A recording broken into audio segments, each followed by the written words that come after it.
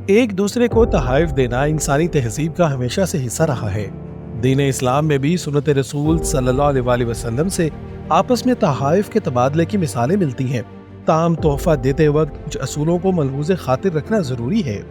तोहफ़े के तबादले के दौरान हमें मालूम होना चाहिए कि तोहफा इसलिए दिया जाता है ताकि इंसानों के दरमियान मोहब्बत बढ़े।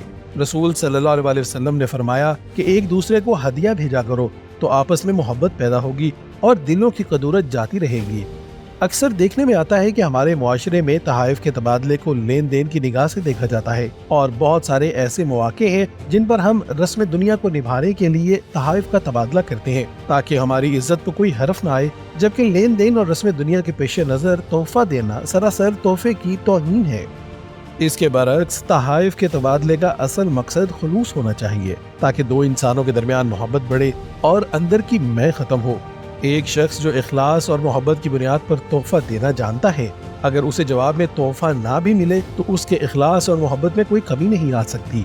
लिहाजा इस बात को यकीनी बनाना जरूरी है कि तोहफा सिर्फ और सिर्फ मोहब्बत और इखलास के जज्बे से ही दिया जाए, क्योंकि यही सुन्नत नबवी सल्लल्लाहु अलैहि वसल्लम का तकाजा भी है। तोहफे का दूसरा असूल ये है कि इसको कीमत की बुनियाद पर परखना मुनासिब नहीं है, क्योंकि वो तोहफा जो इखलास और मोहब्बत की बुनियाद पर दिया जाता है उसकी कीमत नहीं लगाई जा सकती। इसलिए किसी का तोहफा चाहे बहुत कीमती ना भी हो, लेकिन इसको खुश दिली से कबूल करना चाहिए। इस ज़िमन में हदीस मुबारका है कि अगर मुझे तोहफे में कोई बकरी का एक पाया भी पेश करे तो मैं ज़रूर कबूल करूँगा।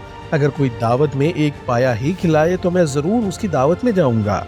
तोहफा देने का एक तकाजा ये भी है कि हम दूसरे इंसानों को भी तोहफे में वही चीज़ दें जो हम अपने लिए पसंद करते हैं। कोई भी ऐसी चीज़ जो आपकी खुद की नज़र में बेवक़्त है उसको दूसरे के लिए पसंद नहीं करना चाहिए।